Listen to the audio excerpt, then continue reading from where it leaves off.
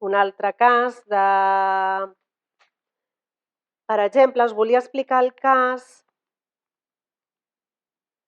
de quan en una parella un dels progenitors ha traspassat o s'ha separat i s'ha allunyat i s'ha anat molt lluny, llavors com un dels fills pot ser agafat i elevat, entre cometes, a la posició de fer del progenitor.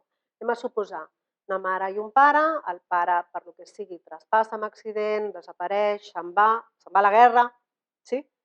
Queda el fill, un primer fill o un segon, no importa. En general el masculí, però podria ser femení, Jo poso simplement l'exemple. Que la mare d'alguna manera l'agafa com company emocional i com ara tu seràs el gran o ara tu faràs d'home de la casa.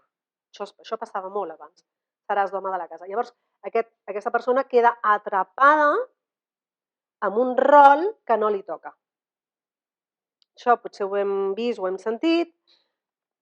Quan ho llegeixes és fàcil d'entendre, perquè ho reconeixes, dius, ho sé veure, puc veure, puc pensar en alguna de la família, en alguna dels avis, puc veure aquest desordre, sí? Aquest fill no hauria d'estar ocupant aquest rol, perquè no el deixa disponible per crear la seva família ni el seu camí. Llavors, per aquest fill, una de les causes que podria haver de no poder estar consolidant una relació ja sèria, evidentment històries podrà tenir, però si vol consolidar una relació sèria, a Constel·lacions es diu molt clarament, has de deixar la família d'origen. I si estàs ocupant el lloc del pare, se't fa difícil.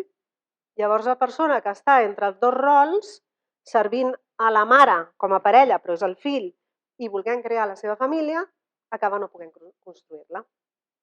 Evidentment, si ho posem en el cas d'una dona, seria exactament el mateix, És a dir, es quedaria el mateix bloqueig. Aquest és un altre exemple dins de els impediments que podríem reconèixer.